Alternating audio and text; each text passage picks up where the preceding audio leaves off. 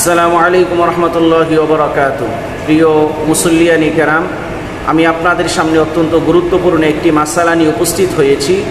মাসালাটি হলো যে অনেক সময় নামাজের মধ্যে দেখা যায় সাজদায়ে সাহু ওয়াজিব হয়ে থাকে।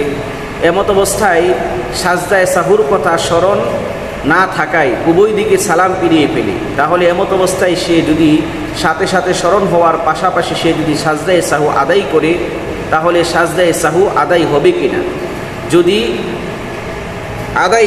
যদি সাজদায়ে সাহু সে আদায় করে থাকে, তাহলে কতটুকু সময়ের মধ্যে সাজদায়ে সাহু আদায় করতে পারবে?